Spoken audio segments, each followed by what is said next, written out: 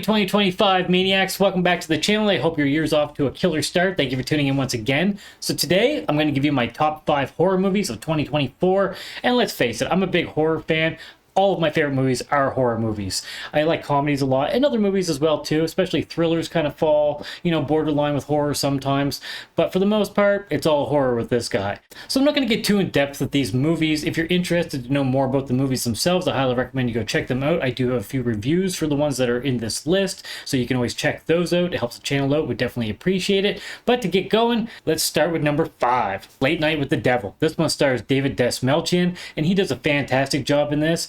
Basically, he's a talk show host that wants to get the best ratings. He decides to have a special guest on for a live interview, and let's just say things get a little bit crazy. I'm not going to ruin it for those of you who haven't seen it yet, but I highly recommend it. I thought this one was a lot of fun. It is an independent film, so if you're someone who only enjoys big blockbuster Hollywood movies, this probably isn't for you. I'm a big fan of indie horror, and I thought this was very well done. It was very engaging. I thought it was a unique, interesting idea that I haven't really seen, so I thought this was a lot of fun, and I highly recommend it. Now, number 4, we're looking at Ty West's Maxine. Of course, this is number 3 in a trilogy of movies that follows X and Pearl. Both of those were fantastic movies, and I thought this was an excellent follow-up to those. Great sequel, just fantastic stuff here. It was a lot of fun. I thought Mia Goth did an amazing job once again. She plays Maxine with a lot of charisma, a lot of flair. I very much enjoyed Kevin Bacon in this one too. I thought he was a lot of fun, and just everything that happens in this movie plays out great. Again, I don't want to ruin things for anybody, but if you enjoyed X and you enjoyed Pearl, this is a must-see as well.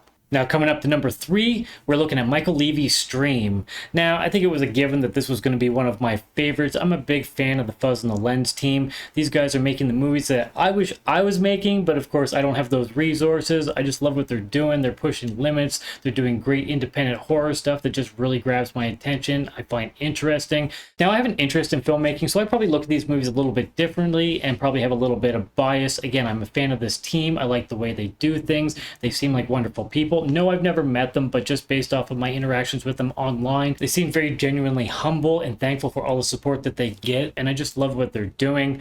Now, this movie has an ensemble cast, starring Jeffrey Combs. We got a whole bunch of horror icons in this movie. It's just a lot of fun. It's independent horror at its best. Combs kills it in his role. I was so happy to see him here. I think he needs to be in more films. He's definitely one of my favorite horror actors, being a huge fan of Reanimator and From Beyond and so many other films that he's done. He just has a lot of charisma, but everybody did a great job in this, and I was even happy to see Michael have a cameo role in there, so he did a great job as well. Again, I just love what these guys are doing. If you like slashers, I highly recommend this one. It's a lot of fun. There's a few little twists in here that keep you interested, engaged, and throw you off. So it just plays out nicely, and I'm looking forward to hopefully a second one.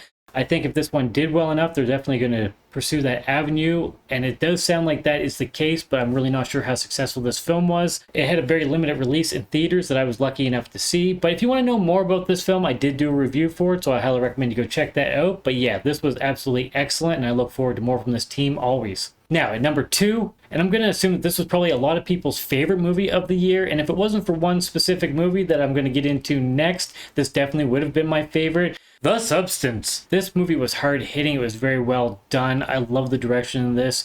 Coralie Farge did a fantastic job in the director's helm. It's a very unique movie that has some real issues at hand, and I'm not someone who likes politics in their movies. I don't really care too much about, hitting issues, but it did work very nicely here, and aside from that, it was also very entertaining. The sound design in this is some of the best sound design I've ever heard in a movie. It's so well done, and as someone who is trying to do filmmaking stuff himself in his spare time for fun, I'm a wannabe, not anything really legit. I'm trying to play with sound, and just the way they went about this kind of baffles me and blows my mind. I can't imagine the work it took to put this together, but it works so well. And the ending of this movie, I'm not going to ruin anything, is just, you have to experience it yourself. It's so amazing, just the way it's done. And it's one of those polarizing moments that either people are going to love or hate.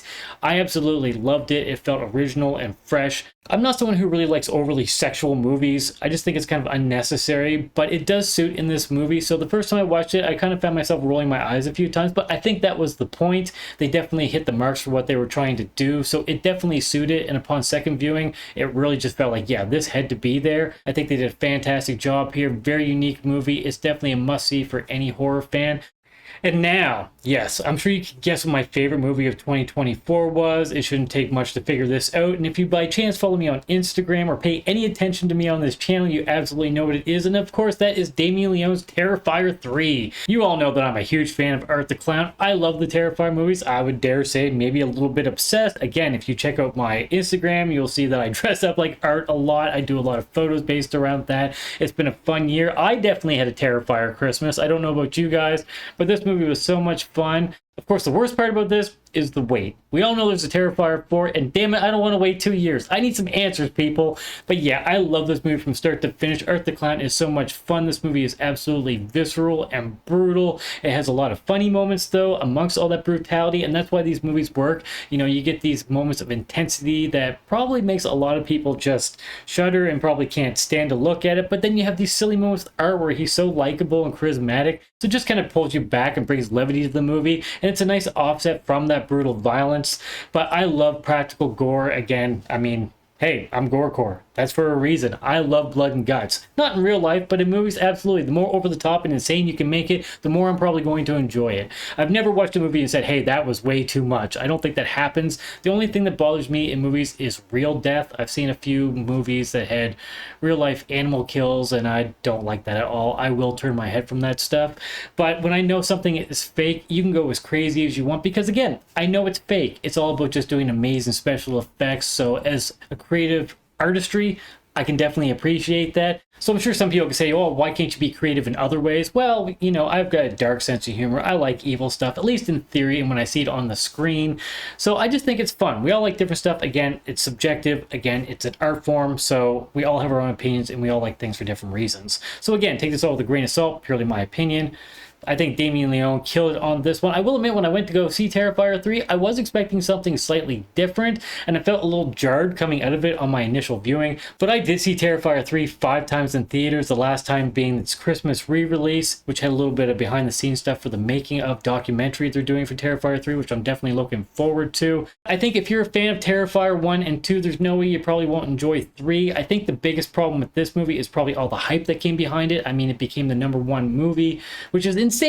How did Terrifier 3 become #1? That's absolutely insanity, but I'm here for it. I absolutely love it. I wish all the success in the world to Damien, David, the Fuzz and the Lens guys, everybody who's involved with making these movies. You guys are living the dream. You're doing exactly what I wish I could be doing.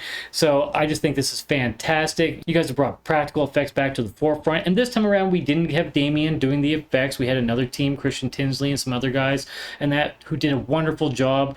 It all looks great. It's just amazing stuff. This movie's just so much fun for me. I've watched it so many times already, and this will just be one of my all-time favorite movies. I will definitely be watching this one every Christmas season moving forward. This is an instant classic for me, and I can't wait to see where part 4 takes us. I think where this one left us off leaves a lot of opportunity for a lot of interesting moments in part 4, so I'm here for it. Again, my favorite franchise since the Evil Dead movies, and no, I'm not a fan of the remake or Evil Dead Rise. I'm a huge fan of the original trilogy, of course, and then the Ash vs. Evil Dead TV show. No Bruce, no Sam, no Evil Dead as far as I'm concerned. But enough about that. These movies are doing what those movies did for me back in the day. They've invigorated my excitement about horror. So I will continue to follow what Damien does in the future and the rest of this team. And there we have it. Those were my top horror movies of 2024. It was a great year. There's a lot of fun movies for sure. I'm definitely looking forward to see what 2025 brings us. Hopefully it's half as good as 2024 was for films, because there was a lot of great ones. Obviously there was films that didn't make this list that were still very well worth watching. Stuff like In Violent Nature was great. Cuckoo, Strange Darling, stuff like that I very much enjoyed. So let me know, what were your favorite movies? I'm curious to see what you guys were into, what grabbed your attention. Always happy to converse with you guys and see what you guys are enjoying. But on that note, thank you so much for tuning in for this video once again. Of course, if you have a moment to support the channel, then please subscribe. It helps the channel grow. And pale that like button. And if you'd like to get our future updates, stab the notification bell down below for that. Also, don't forget about those socials down below. You can follow me on all of the major platforms. I hope everybody has a wonderful day. Thank you so much for tuning in. Appreciate all of your support. Cheers, everybody. Stay sick.